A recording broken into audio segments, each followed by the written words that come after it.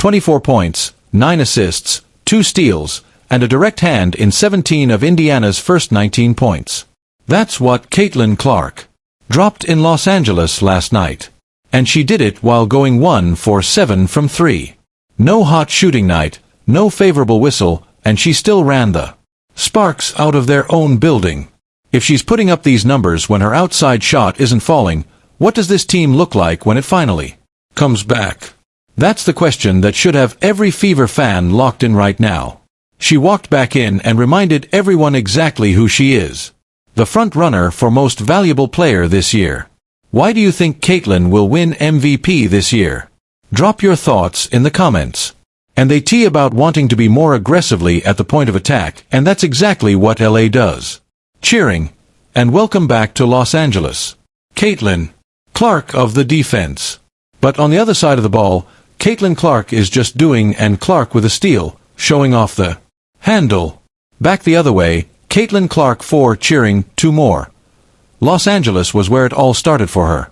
May 2024, first road trip of her professional career, and Caitlin Clark walked into the Sparks building as a rookie and walked out with a win.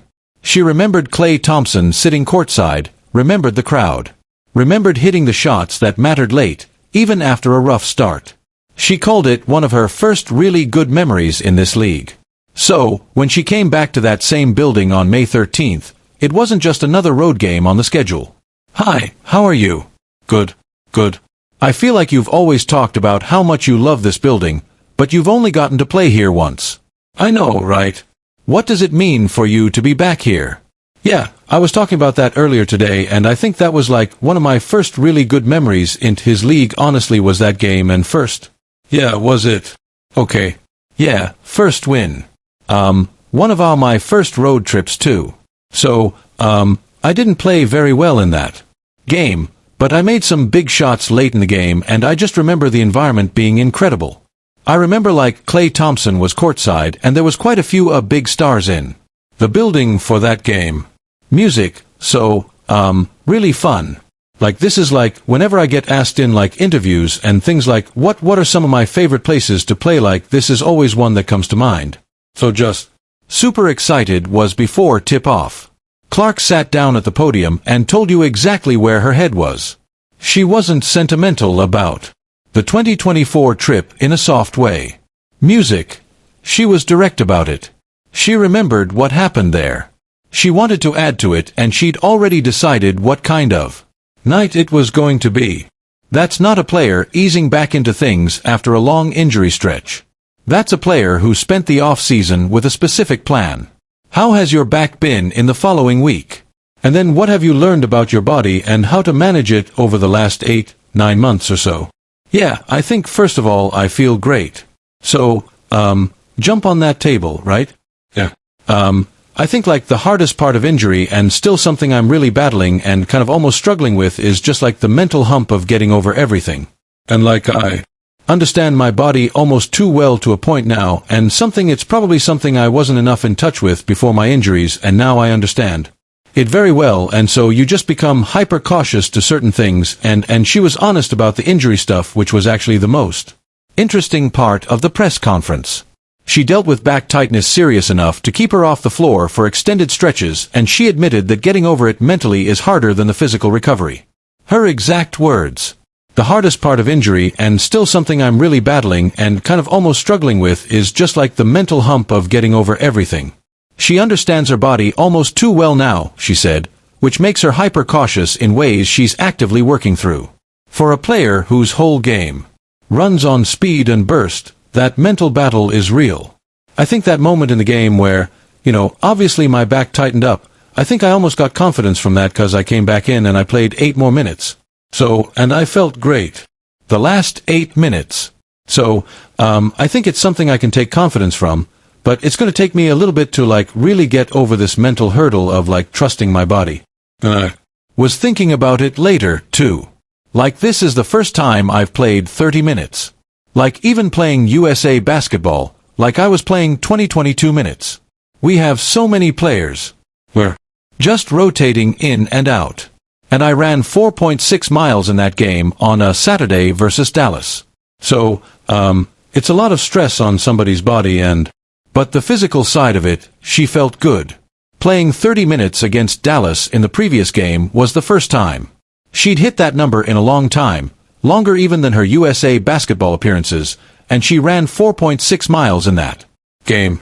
Her speed and burst felt back. She described playing extended minutes as genuinely comfortable, not something she's managing around anymore. And coach Stephanie White confirmed there were no minutes restrictions heading into LA. That's a different situation than anything she dealt with in 2025. Just the pace and the physicality of it, too. So, that's something I'm continue to get used to, but I feel really good is just continuing to work on the mental side of the injuries for myself. She also dropped something before the game that nobody saw coming. She was wearing new Kobe player exclusive shoes she'd been using in practice. And she told the room these were the last Kobe that will go to market for people before my signature shoe comes out. Her own signature shoe in an arena built around Laker legends wearing the last Kobe to ever hit shelves before her own shoe launches. And she mentioned Monique Billings' music by name when talking about team chemistry, specifically calling out how their connection in practice had been building faster than she expected. Yeah, I think we have a great locker room and a great leadership and people that use their voices and are going to help each other out, and people that have been in this league a long time and people that have been really successful in this league. So, Coach Steph has really challenged us, obviously she's the coach and the coaching staff, and they're going to give us the scouting report and the things we need to do, but at the end of the day, this is our team, we have to make this what we want, what we want to be in. The first quarter didn't ease anybody in. Clark touched the ball and Indiana started scoring, and the Sparks basically couldn't do anything about it for the first several minutes. 17 of Indiana's first 19 points ran through her somehow. Whether she was finishing at the rim herself or finding an open teammate before LA's defense could recover. And none of it came from three-point shooting because she went 1 for 7 from deep on the night. She built that stat line a completely different way. Had her 116th career double-double in that loss to the Aces here on Sunday. Did Nneka Clark with a step. Nice pass from Billings. Taken over here in this first quarter. Figuring out ways to help her teammates. And Brell has it. Partially blocked by Clark. Back and forth we go. 1 point LA lead so far. Mitchell on the back. My goodness. The paint was where she lived in this game. Clark converted 8 of her 10 two-point attempts, which is 80% shooting inside the arc. And that number tells you something real about where her body actually is right now. She said it herself after the game. My speed and my burst is back. And music, that helps me get downhill. That's not a small thing after the kind of lower body injury stretch she's been through. Extended time off affects the base of a jump shot, the lift, the consistency of the release. So, the three-point shot catching up to the rest of her game takes longer than people want to admit. She's not